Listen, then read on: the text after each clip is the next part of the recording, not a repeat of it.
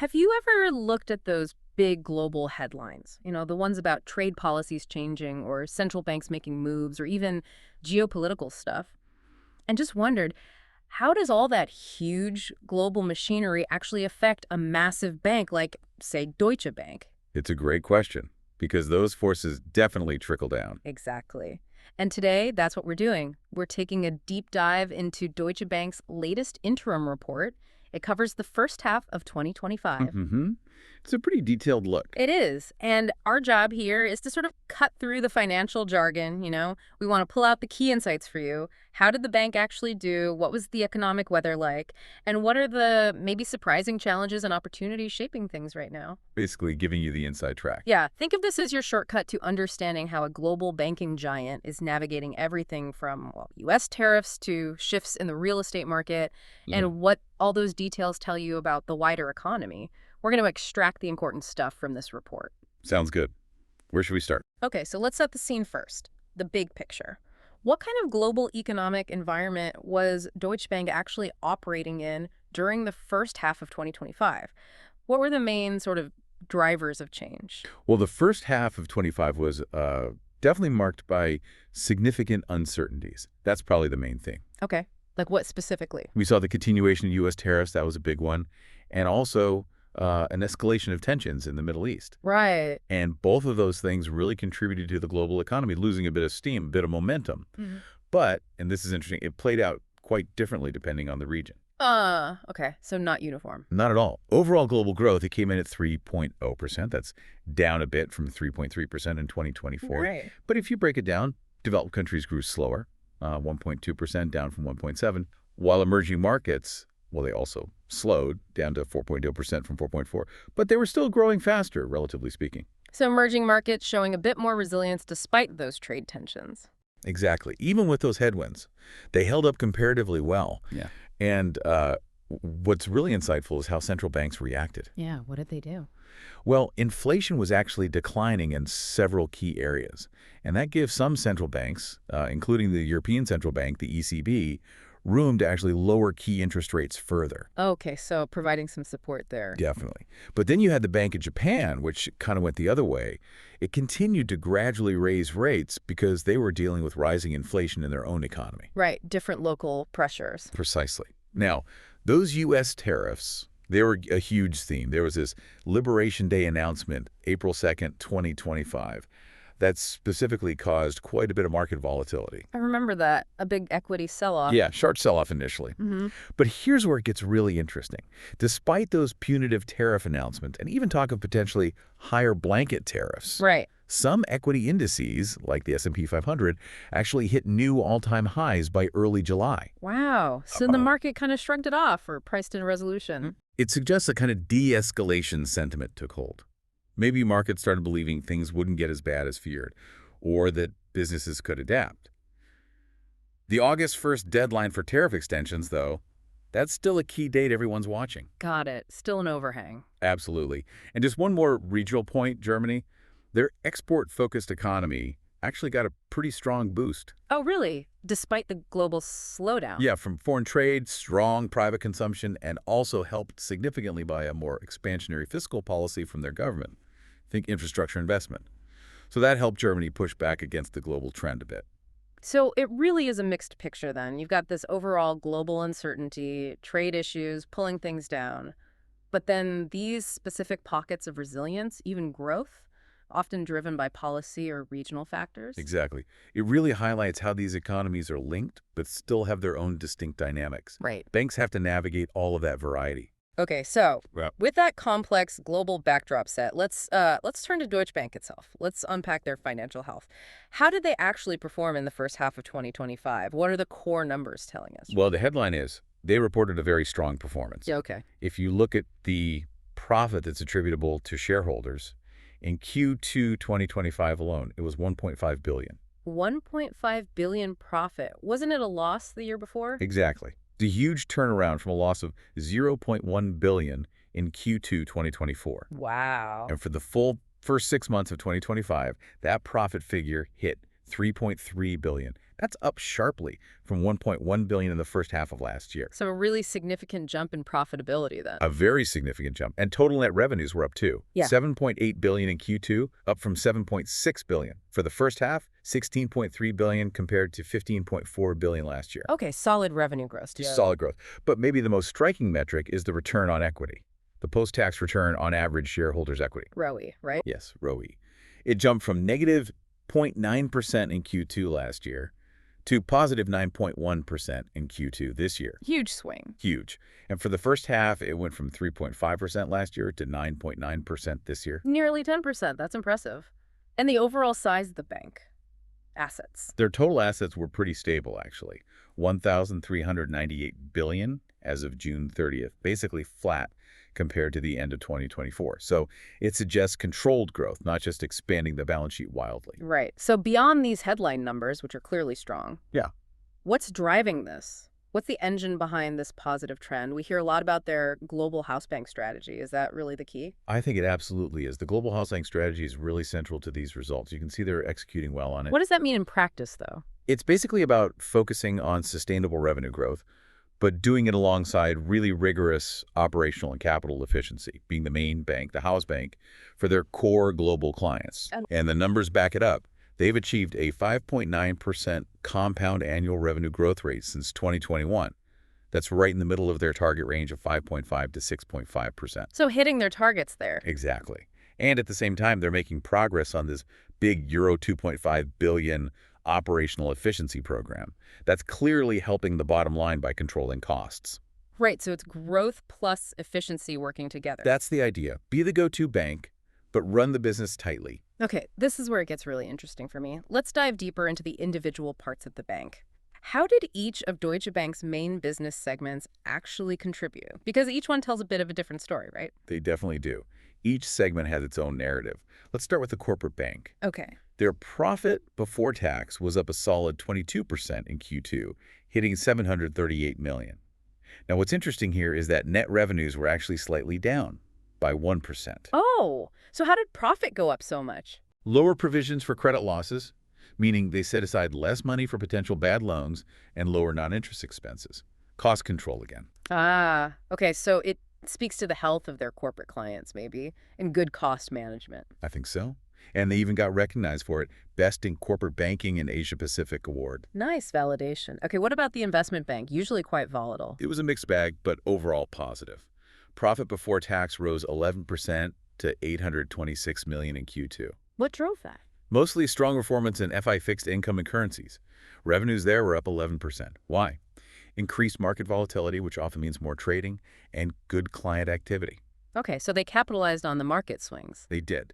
But on the other side of the investment bank, origination and advisory revenues, think M&A deals, IPOs, they were down 29%. Ouch. Why the big drop there? Primarily market uncertainty. Companies were seemingly more cautious, delaying big transactions. It reflects that broader economic uncertainty we talked about earlier. Right, makes sense. Okay, moving on.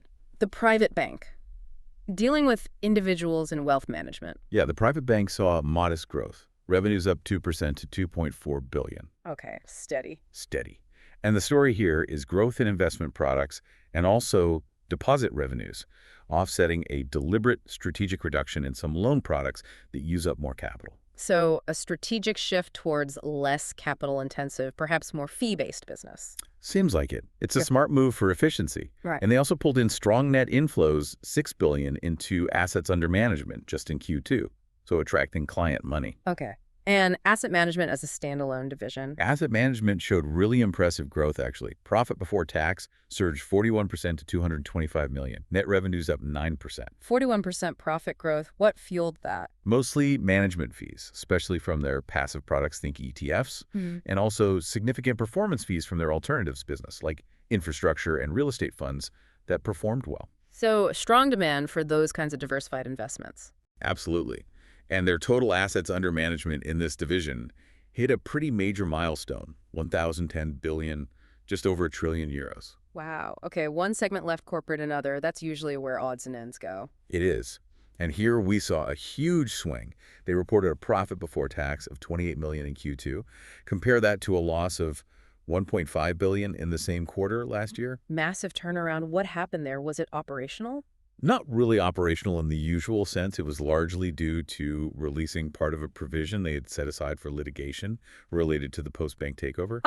So resolving a legacy issue had a big positive impact on the numbers for that quarter. Exactly. It highlights how cleaning up past issues can significantly affect current results. That's a fascinating breakdown of the moving parts. But, a bank's strength isn't just about the profit it makes in a quarter. It's fundamentally about managing risk. So how strong does Deutsche Bank look from a risk perspective? What do the key metrics say about their balance sheet resilience? That's crucial, especially now.